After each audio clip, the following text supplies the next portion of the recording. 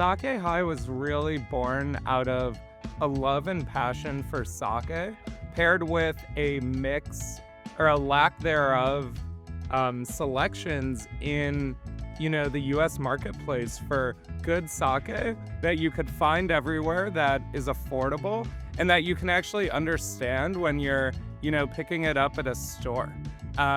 On top of that, we saw sake very boxed into, your classic sushi nights or your other Japanese cuisines. Hello, everyone. This is Grace, and I'm here with another founder feature. Today, I'm talking to Brenna and Joey, the co-founders of Sake High. Sake High is a premium sake brand that is brewed with love in Japan. Brenna and Joey also recently launched their innovative hard teas that come in flavors such as hibiscus lime and matcha. I loved chatting with Brenna and Joey about all of the ups and downs that come with starting a beverage brand, and I learned so much about sake in the process. I hope you enjoy this episode, and as always, let me know what you think.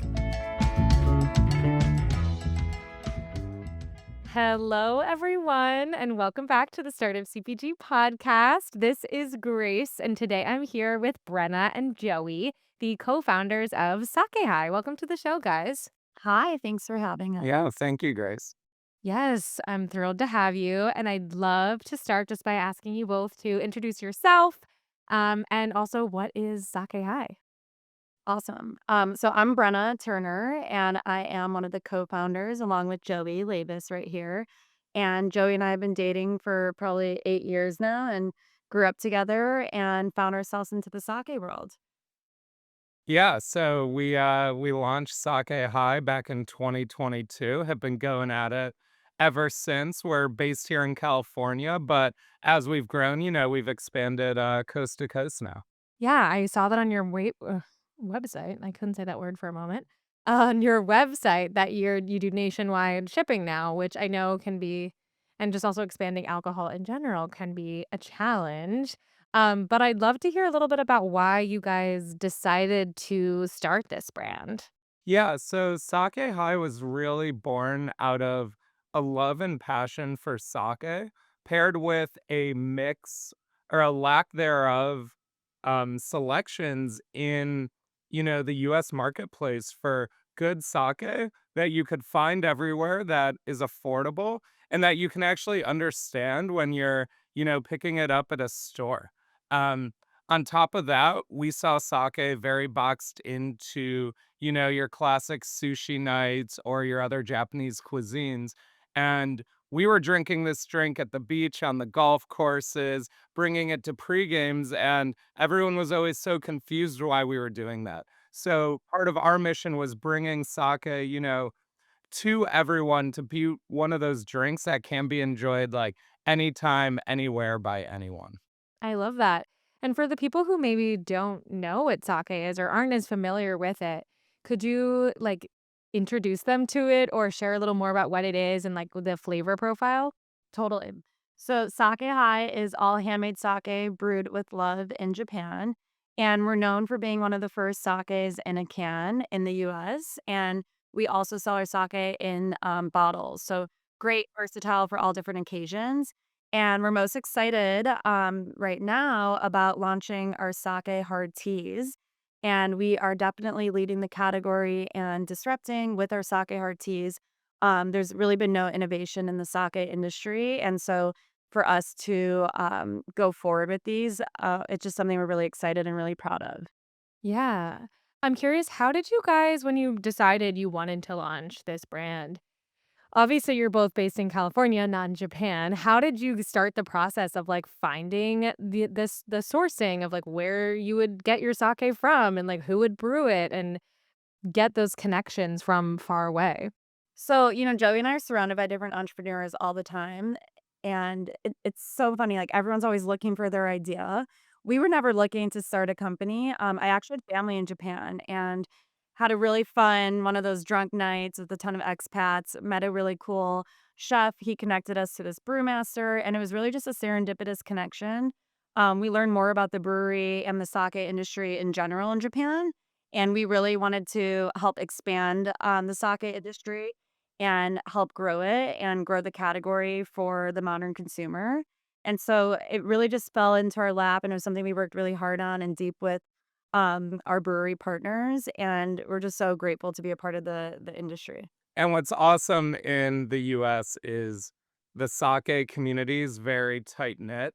Uh, there are a lot of people that share a passion, not as many um, as we hope, but that's growing quickly. But yeah, we've been to events in Washington, D.C., and San Francisco, and Los Angeles, and San Diego, really just trying to grow this love of sake. So the community's been super helpful. If there's ever a question or what a new brewery is doing, that's relayed to us and the rest of the community as well. And one of our missions right now, as sake is growing globally, you'll notice like a ton of different breweries popping up in the U.S. right now, which is incredible. We're so excited for the category to grow. But our mission right now is to always support Japanese breweries. So you'll see that all of our sake, in both our hero and first product, as well as our hard teas, is coming from Japan. Yeah, that's awesome. I mean, I feel like everybody's traveling to Japan these days. I feel like I see it all the time on like my Instagram. Everyone's going to Japan. I'm like, I want to go to Japan. But if you can't get to Japan, you can have sake at least, I Right, it guess. brings Japan to you. Yeah, Yeah, it's exactly. really like the Japanese culture and like the Asian culture in, the CPG space has just been booming, post pandemic. Whether it's like Asian inspired barbecue sauces or in the frozen aisle or just different seasonings, like the accessibility to all of that is just expanded and became like part of our mainstream culture here in America, which is amazing. And we still every time we went to the store to find some sake, we're like, where is what we're looking for, basically?" And so if you can't find it, I guess you build it yourself. We were actually just in Japan, and we had some prototypes of our hard teas, and we were showing all the different brewmasters are part of these breweries that are centuries old, and they were just so excited to see some of the innovation that we're working on and to also hear that, we're not competing with them. We're trying to grow the category, and we're trying to get placement into sports venues and, stadiums, concert venues, and really just everywhere. So everyone's super excited. Yeah, I'd love to hear more about those hard teas and why you decided to create them and how it's been going. Can we show them? Yeah. Is now the time? Yeah, so, like Wait, Joe, you have to carry them, like, oh. 2 at a time. Very cute. Like any other alcohol product, um, some things are just not for certain people. Like, you could offer someone the best tequila or whiskey in the world, and they are just like, "I have a line in the sand. I am not crossing that line. I will not drink this." But those people may enjoy a margarita or an old fashioned or some kind of cocktail incorporating that. They may just not like the pure taste. And for us, there's a huge lack of education in the sake industry right now in America, and we would be at tastings. Literally, we've demoed tens of thousands of people at this point, and people would be like, "What is this? How strong is it? Like, how do I drink it?" And, we could give them the 30-second pitch right there and then, but, like, to communicate that, nationwide is pretty tough. And what these cocktails actually, we call them hard teas, what they allowed us to do too is say, "Hey, sake is more than just this, like, single style drink where you have it in a tiny cup, all this stuff."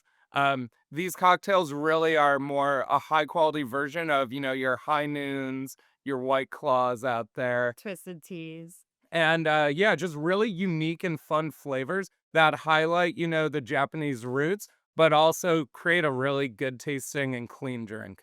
Everyone keeps asking us, like, where do we come up with these tea flavors? And, like, the reality is, like, between us and the customers and the amount of demos we've done at grocery stores, like, we've just gotten creative. We've also been, like, total last minute types of people who are like, "What do they have in this store? What can we put together into a pitcher?" And a lot of these SKUs, like, came from that, and we've just gotten such great feedback.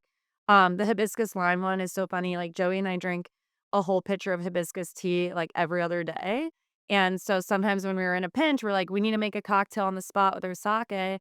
We would add the hibiscus. It was such a beautiful color, and it was so loved by all of our friends. So it was really easy. It was an easy choice for us.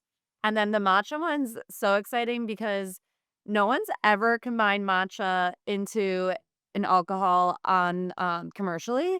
And so like we're one of the first to do that and to bring it to market. And you'll see a lot of like craft cocktail spots. I mean, they love mixing matcha into some of their cocktails. And so we really want to lean into that.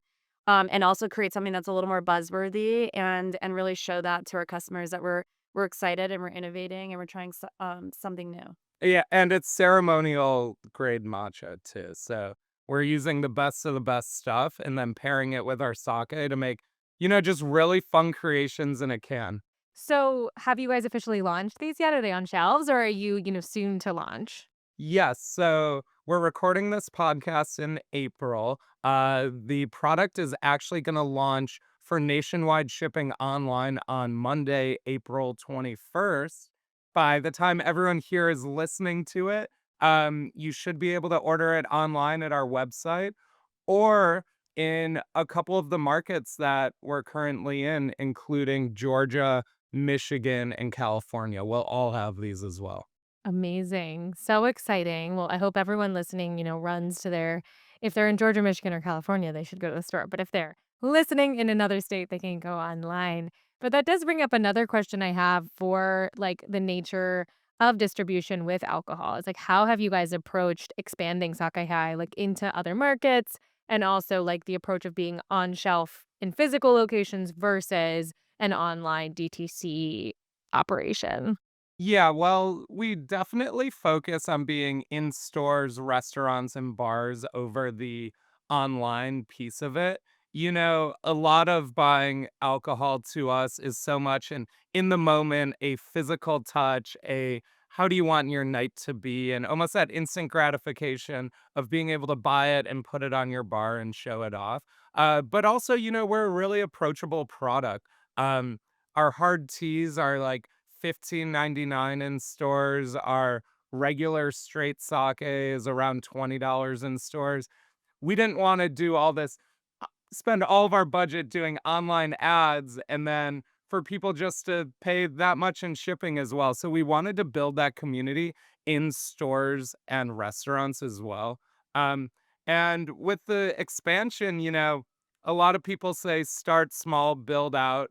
Uh, We've tried to follow that model, but have also expanded to some pretty strategic states where we either had the right opportunity with a great distribution partner or just somewhere we thought that sake would really do well, where we didn't have the capacity to do it ourselves. It's funny, we talk to so many different alcohol founders all the time, and everyone's told the same thing, like, liquid to lips, cans in hands, and there's so many ways to do that, and it's really all about timing, capital, and just the resources around you, and everyone I talk to, like, we all start on the same page, and, like, we're all going about it so differently. Yeah, totally. It's like there are all these phrases in the CPG industry in general, and but they in practice can actually look a little bit different. And Totally. I'm curious when you're saying, it was the right partner or a great distribution partner. I'm curious like what you are looking for when you're saying it's the right opportunity or it's the right partner. Yeah, so we always say we go where people are drinking alcohol, not where they're drinking sake. And so when we look for different partners in this, it's not just, hey, you carry the 10 biggest sake brands in America. It's, hey, you have the coolest new beer on the market. You have the best new tequila on the market. You just got into this brand new pizza spot down the road from us. Those are the partners we want to be with because some of our best accounts, whether in California or nationwide, are places you'd least expect sake. I mean, some of these are decades old bars and they had never had sake and we come in and now it's being sold every day there and it's truly amazing to see that once people actually see a fun and tasty option in front of them in the sake space, they'll actually buy it. Just no one had taken that risk yet to go to some of these spots we're targeting. Yeah, it's so true, and I think it's so American of me to think this way, but I'm like, yeah, I have my sake when I go out to get sushi, and I love it, and it's great, and I never drink it otherwise. And we still support that. We still Yeah. support that. But it's like if you love something, you could have it in other occasions as well. It doesn't have to just be at the sushi restaurant. We always said, like, our sake is meant for food lovers, like, people who are trying new flavors and, I mean, probably eating too much, like, it's such a small can and it's low volume, but it's, like, high ABV, so it packs a punch, and it just goes down a lot easier, and, like, you feel a lot better, there's no sulfites, there's no sugar, there's no bubbles, so, like, you're not getting bloated from, like, any of the hops or anything, it's just so nice, and so, like, we cook, like, every other night, I mean, every night, and and it's like, we wanna eat, we wanna drink, but we still wanna feel light and, like, good, and so, like, that's why we love it with all types of, food pairings. And these cocktails again just show how versatile it is. Like, we'll sometimes pour it out of our bottle into wine glasses. We'll drink it straight out of the can. We'll mess around with cocktails. But now that we have these hard teas as well, which they're still 10.5%, they're not in that 5% range that everyone's going for. It just provides another fun opportunity. The hibiscus lime one, I say, kind of tastes like a margarita. It has that like limey, acidic punch. So that's perfect to pair with, taco night. Um, the white tea peach one is uh a little sweet, almost tastes like those peach ring candies we used to get at the candy store, and, like, that's a perfect after dinner or pregame drink. So, like, what we're trying to do by expanding this drinking occasion is really making ones, right for anything, but just like they say in wine, like, there's no wrong. If you wanna have your Cabernet with a, like, piece of light fish, like, that's okay if you like it. And we encourage people to try and mess around and figure out, what their palate is best with, and then try other sakes as well in different styles to see, I like this style when I'm having, steak and big meats. I like this style with sushi and so on. Yeah, I love thinking about just, like, where else you can drink this beverage or any beverage really, and, I think because sake is also something you drink kinda slowly, or at least I do, I even though it's high ABV, I appreciate that because it's like, "Oh, like, I'm gonna naturally drink this slower, so I'm not going to be on the floor." I'm a Although martini drinker, so I'm yeah. definitely a sipper, and so I love pouring our sake into, like, a nice, like, Nick and Nora glass and just, like, sipping on it. I'm the same, I like to feel the little, like, punch, like, every other sip. And that does go back to, like, just the intentionality of enjoying sake, appreciating and respecting the tradition, and really just, like, making new memories. Wherever you are, and you go out on a weekend, the person next to you may have never had or enjoyed, like, sake in any setting, let alone wherever you are, and just, like, teach and share and build that community. That's really what we're trying to do with this brand. Yeah, I'm curious, how are you guys teaching and sharing and building this community? It sounds like you do a lot of demos, but how are you bringing this to in front of people's faces and getting them to, join the sake train? Yeah, so we do a ton of, like, partnership activations, we're pretty organic with it, like, we're always out and about, so we always say, like, we're spreading our luck and our luck surface area and, like, meeting new people, and they're like, "We need to have sake at this event or that event." So we've done anything from, like, Aviator Nation, like, sip-in shops, like, at their, like, stores around LA, to doing, like, one-off, like, food, pairings with incredible chefs around LA. We actually had an aged sake high, pairing dinner at Crudo Yanudo with, Chef Brian, in Santa Monica, and, like, that was a really incredible way to just get it to, like, a different customer base, and we've done anything from doing, like, pre-games at, like, the Big House in Ann Arbor, Michigan, where we went to undergrad, and trying to get the word out that we're selling at the stadium, so like, we're really everywhere and anywhere, and I mean, the amount of flights and driving we're doing We is try to insane. say yes to every opportunity, so So you should probably DM us because we'll show up. our sake has appeared, yeah, at Grammy after parties, at charity events, at weddings, um, all kinds of stuff. So when people ask, we do our best to deliver, and we really appreciate it when people do reach out and have an idea. They're like, "We need sake for this." We're like, "Thank you for I'm that." And, like, even just, like, yeah, tiny concert series here in LA, we're bringing our sake and they're sitting next to 5 different types of beers and kombuchas and stuff. So, like, getting our name, in those same circles is amazing because there's never been sake at anything like this. I know most startup CPG followers know this, but I mean, pro tip, it's like message any brand you're obsessed with and they'll send you product. And we're You're definitely not one of those. supposed to share that secret. Let's stop doing it. Yeah, right. No, that's just like it's an unspoken rule, Well, back in the day when you were a kid, it was like, write the letter to Kellogg's and they'll send you, like, free boxes. It's kind of the same now, but we're adults and it's Instagram. We'll be right back. Are you going to crush it on Amazon this year? It's such an important channel, but it's so hard to do alone, and most agencies are a total ripoff. We can't afford $5,000 a month and a commission on our sales. They just don't get it. That's why I love our partners at Daybreak. They are full service, meaning they do the creative work, the listings, the logistics, and of course, all the ads, all with the most reasonable retainer out there. I work with them personally. I'm so grateful we have such a good partner to recommend out to you, our community.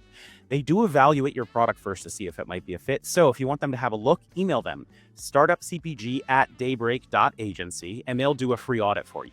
Good luck, everyone.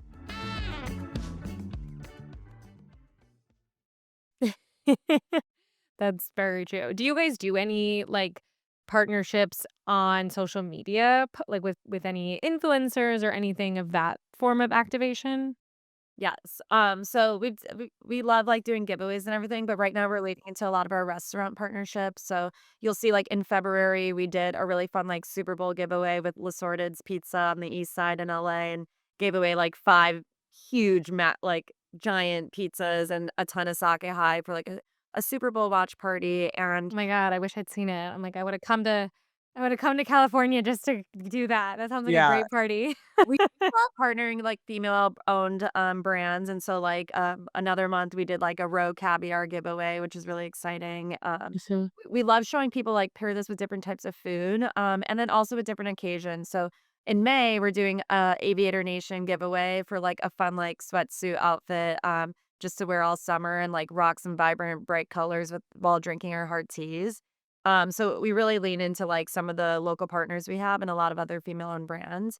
And then another one that's coming is the Dumpling Daughter giveaway, which is all frozen dumplings that are, like, you can buy in the grocery store, and we're showing, like, again, like, all types of foods, you can pair with our sake. Yeah, that's awesome. It makes a lot of sense to do like sake is always something, almost always something that you're going to pair with either a social event or food. So it makes sense that you would want to do those partnerships. And you were also talking about other female-owned brands, and I'm thinking about just the alcohol space in general being so male-dominated, and I'm wondering, obviously you're a couple-owned brand, but how has it been for you, Brenna, as a part female co-founder in this traditionally male space?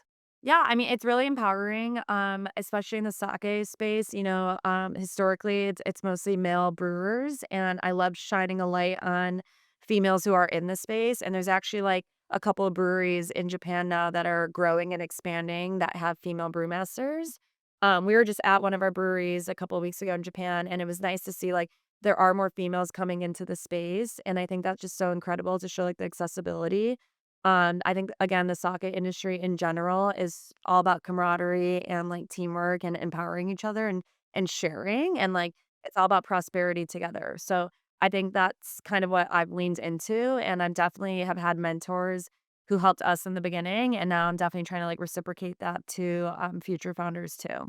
But it's so interesting. Like I'm a part of so many different female beverage like cohorts, and there are just so many, amazing, incredible females that are really trying to, like, expand and create new things and even create new categories, and so, like, to have, like, others that I can just call on and be like, "I know that they're going through the same thing as us," or, like, maybe they're a few months ahead of us or a few months behind, and ask them, like, "Who's co-packing your cans? Where are you getting this?" Like, "I love this idea," like, "I wanna do it," and everyone's just sharing the wealth, and I think that's so exciting, and hopefully we'll all come up together. Yeah, that's awesome. And definitely, I mean, I'll just shamelessly plug our further series in Startup CPG, which is all for female founded brands. And if you're a female founded brand, you should check it out. Incredible. I mean, you guys have invited us to so many different female founded brand events, and just having that like accessibility and having like a voice on behalf of us is really great. Like, you invited us to, like, a Whole Foods trade show, which was, like, so exciting. So, we're so grateful too. Another question I have, which I often ask when it's a couple who run a CPG business together, and particularly it's like a beverage question or like a beverage brand, which is, hard in and of itself. I'm like, how do you guys manage being both a couple and co-founders in a very intensive startup space? And alcohol never escalates issues, right? Yeah, right. No, it's challenging. It's definitely hard. Luckily, it's taken us a couple years, but we have a pretty good division on our boundaries of when we talk about work, when we don't. There's Um, Also, which roles we're each doing within the company, which ones we need to share. Uh, yeah, if we go more than 15 minutes without a call from the other, it's like crazy because, yeah, there's just so much moving at once. Especially for us. You go from talking about a shipping container getting filled to our hat allocation in a span of 3 seconds. So, it's a lot, but luckily, we have so many fun events, so many supportive friends and family that we try to celebrate the wins more than dwell on the losses. Because as any founder knows, there's there's 10 steps back before you get 11 steps forward. And I think the biggest takeaway is just, like, knowing we're on the same team and just, like, we're all trying to get to the next point together. But and again, like, we're in the alcohol space. It's fun, like, nothing is life or death, even if, like, we launched something a year later, which we wanted to launch these hard teas last year, but, like, we're still figuring out, we're still early, so just, like, allowing, us to be, like, a little more patient and just understanding that. Yeah, I feel like I've heard people ask, like, couple founded brands, like, should I start a company with my partner? And I someone plead would, the fifth. yeah. And then imagine doing it with anyone else, like, people who start brands with their best friends, I'm like, "Wild, that's insane, like, are you still friends?" No, totally. It's amazing that you still love each other. That's a feat in and of itself. I'm curious, I'm thinking about too, the launch of these coming back to the launch of these hard teas, and I'm wondering how you guys are rolling that out and, like, getting them out there and advertising them and making sure the launch is a success. Yeah, so it's gonna be really interesting to see what flavors people, gravitate to. At the time of recording this, yesterday was my first day actually out in the field talking to bar managers and store buyers, and I would show them all 4 and say, "Take 1 can as a sample," and it was interesting to see, a lot of people were going towards the white tea peach. A couple just instantly grabbed the matcha one, especially at these places that are, like, coffee shop turned bars at night. They're like, "Oh, this is perfect." And it'll be really exciting to see, like, each of them we say they each have their own personalities, to really have each of them, make their friends and find the right lunch table, in the world. So, yeah, we're launching these, slowly but quickly. We wanna get them everywhere and really see, which ones are hitting in certain stores, and then as we go, then it creates that easier story. But yeah, right now, by the time this comes out, Southern California will have these products. Georgia and Michigan will as well very shortly soon. So for the Midwest and the East Coast, like right in time for summer, can't wait for those. And then yeah, just excited to get everyone's reaction because we've had them so many times that we're in love. Now we need everyone else to fall in love too. Yeah, so with the hard teas, I also love the packaging. It's really vibrant and cute, and if you're listening, you can Google it, but it's like a bunch of bright colors. It kinda matches the flavor, the green for matcha, pink for hibiscus. So I'd love to hear a little bit more about, like, the process of designing that and why you went towards some of these brighter colors versus your, Sake High logo that's, like, the black and white. Yeah. Great question. We love the black and white. We're really simple people, and, like, colors scared us in the beginning, but we were really excited. We teamed up with our friend from high school, actually, who's a really well-known Chicago artist, and he helped us, like, really bring our vision to life, which was really just, like, have some fun with the bird and the ingredients. So you'll see, like, all across, like, our packaging on the cans and the bottles, like, whatever the tea is, like, there's fun little limes, there's, like, little hibiscus, the ginger has, like, a ginger root, and then a lot of people always wanna draw our bird, and we always say, "No, like, you're not allowed to." Like, the bird's very ambiguous, so we gave him the right to draw the bird, and he made the bird amazing, so we're really Mhm. excited about it. Yeah. Got to say his name. Oh my god. Why don't you say Just say his name, it's fine. And his name is his name is Griffin Goodman. Follow amazing. at Griffin Goodman. Okay, Griffin And we'll send a Goodman. little shout out on our can to him too, which we're so proud of, and we're just excited to collaborate with him. Are you guys gonna be flying to, like, different locations to demo? Are you, like, working with any partners to do demos? Because I imagine you'll be Yeah. doing a lot of demos. So we do have brand ambassadors, and then you'll also see Joey and I all around town and everywhere. I mean, Joey was in Denver last week, starting to get people in Colorado to know about it for the summer. I was in Atlanta, and then we'll be driving up and down the coast all month and all summer. I'll be at the Aspen Food and Wine Festival in June, launching these as well. So we're really excited for that. And our hometown's Michigan, so we're there like every other month. So you'll definitely see us there as well. That's awesome. And when you work with brand ambassadors, is this sort of like do you work with any company or do you work with just is it like your mom in Michigan? Totally. They haven't done it in a what? Um, No, we actually, a lot of the people we found, have been friends of friends or random connections we've made at some of our own tastings, and that actually makes it amazing with our brand ambassadors because they are passionate about it, they do care. They're not just there to stand at a tasting, and wait till the 3 hours runs up and fill their time. So yeah, it's been great with the brand ambassadors we had, and we're always looking for more as we grow. We try to be everywhere at once, but now it's getting a little too hard to do that. Yeah. Yeah, I'm curious, thinking of as you grow, you're obviously launching a new product, which is a huge point of growth.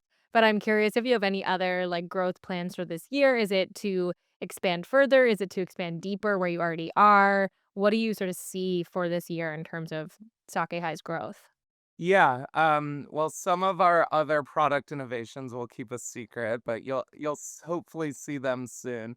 But yeah, in terms of, our growth, it's really about breaking into more, restaurants and bars and finding those perfect fits all around the country that we've been able to do in our markets now and just replicating that success and finding that sports bar who has those 10 regulars who love sake.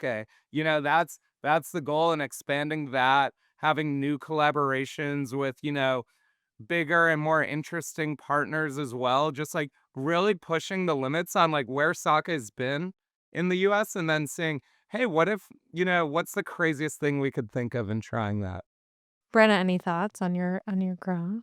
no, I love that. I mean, we're trying everything and anything, right? Like we're on our third or fourth year, and I just think, we're obviously already growing with this product launch, but we're trying new things. We're leaning into e-commerce this summer, which we've never done before. So we're definitely trying to challenge ourselves as well, and bringing on more people as brand ambassadors and just getting the word out. Yeah, that's awesome. I'm curious too. I always like to ask people this, particularly people who are in challenging categories like alcohol, and like what has been one of the most surprising challenges of growing an alcohol brand, and particularly an alcohol that like isn't beer, right? That's like, oh, I know what beer is and I understand that immediately and I know what to do. Yeah, so that's actually I actually use that all the time of like, if we were beer, our sales pitch would be, here's why our beer, uses this type of hops, and here's why our, pale ale is better than your pale ale. And then a bartender tries it. They're like, oh, okay, I like this one. I'll put it on a keg, and people order beer. For us, it has been completely backwards of like, hey, I know you have all this alcohol. What if you tried some sake? And then, so the pitch is a lot more. It's like, "Hey, we know people are drinking here. Can we, you know, position our sake in the right space that people would buy it?" But the other challenge, is just budgeting with alcohol or really any CPG company. You could have as many zeros at the end of your bank account, and you could find a way to spend it all. People come to us every day with like the craziest ideas. You should get this celebrity sponsor. Oh, why aren't you hosting at the Super Bowl? We're like, yeah, what? Where's your Coachella booth that's happening this week? We're like, do you guys know how much money, like all those costs, and how much staff and effort and stuff goes into it? Yeah, do they wanna invest for Yeah, you to go to Coachella? call us. Yeah. How do you manage, like, deciding where the budget goes? Do you want to answer that? Um, yeah, it's on a case by case basis. We have certain rules that we do for bigger like beer and wine fests on what we're willing to pay for a booth, what we get out of it, are they buying the product or is it a donation? All of that kind of stuff. And then really, the focus is kind of on what we see as hot and what's coming out and coming up, figuring out promotions that go along with the calendar year, like our Super Bowl pizza promotion, makes a lot of sense. And then, yeah, like I said, everyone loves t-shirts and stickers, and literally your budget can be infinity and people still want more, t-shirts and hats and all that stuff. It's tough. I mean, there's so many things we could be doing, right? And so we're trying to not spread ourselves too thin, but we also get so excited and like, I mean, next this weekend's Coachella, next weekend's Stagecoach, and we're like, wait, sake and country is such a vibe. Like everyone loves hard Check teas. the shirts on the website. Yeah, like so we're like, we gotta make some country like shirts. Like we added like a cowboy hat to our bird logo and like, there's so many fun things you can always be doing and but the reality is like there's only two of us. And so just like working harder and thinking smarter and um working smarter and harder. But And the truly the best promotion is getting a bunch of people to go to one location, whether it's a bar, a restaurant, a golf course, whatever it is, and have them drink some sake, eat some good food, and socialize. You could plan these Instagram giveaways for a month, but like having 300 people at one bar all drinking the same product, like that really goes the longest way. I Mhm. co-hosted a sake cocktail making class last night, and everyone showed up just wanting to drink the sake, like, no one even wanted to, like, make it, and I was like, "Wait, the whole point is, like, being hands-on," and, everyone was just grabbing the hard teas and just taking those, so, like, again, people just wanna socialize and try something new, and Mhm. we say our sake makes you chatty and flirty, and that's kind of what the high's all about, although I'm waiting for you to ask about the bird, but I'll let that come naturally. Well, let's do it. It's coming naturally right now. What's up with the bird? So the bird's a metaphor for life. It's all about like flying high out of your comfort zone, cracking open a can with a stranger next to you and like showing them what the sake high is all about. And then high in Japanese is like a word of affirmation, like saying yes and like confirming. And so like we really want to lean into that like positive and camaraderie like energy and again leaning into like prosperity for all. So and then there's always like the high, like it's like a clean fun, it's like you feel a little lifted and it's almost like everyone talks about like the tequila high and that type of buzz. And you definitely get that from sake. And that's why I always say like chatty, flirty, easy. Joey always says, Chatty, flirty fun. yeah, chatty, flirty, fun. And it really is like even going into social settings, it's like crack open a can. Like one, you're gonna start a story. Everyone's gonna ask what that brand is. Huh? You're drinking sake out of a can, and then it's a great conversation starter. And two, like it definitely makes you a little more like loose, and a lot more fun. I promise. Yes, The I amount of love texts it. we get from people drinking sake high and is wild, and they are always saying hilarious things and just getting out of their comfort zone. That's so fun. And for those who haven't seen or aren't or listening to this who haven't seen the branding, there's a little bird on their branding that's very cute. And now we know what the bird's all about. So I love it. My last question is always just how can our Startup CPG listeners support Sake High and learn more and follow along on the journey? Yeah, follow us on Instagram, drink sake high. And we're always on it, so it's literally us responding. So if you ever have any questions, feedback, or you need some merch sent somewhere, just let us know. And then check our website at sakehigh.com. You'll see all of our new merch, the nationwide shipping for the teas and the regular product. And then, And our store locator is on our website too. So if you want to try and find something local too. yeah, and then if you're ever in a restaurant or a bar, even if it's not a Japanese spot, challenge the bartender. Say, "Do you have any sake?" And start exploring that journey for yourself. It's a lot of fun. There's so many different styles. There's so many different ways to enjoy it. And the more, we spread this word and, the entire sake industry continues to grow, the more we'll see this product in other spots. And we won't get as many rejections either when we go into We bars. want to be people's gateway into their sake experience. So start with Mm. Sake High. It's premium, it's affordable, it's accessible, and then go and try something really expensive. Go and try something cheap. You'll know it. Try mixing it. Mix your own cocktail at home. So it's really all about your experience, and we really want to hear what you guys are doing at home. Amazing. I love that. Well, thanks so much for coming on the show, guys. It was so much fun to learn more about Sake High and can't wait to see where you guys go next. Thank you. Awesome. Thank you. All right, everyone. Thank you so much for listening.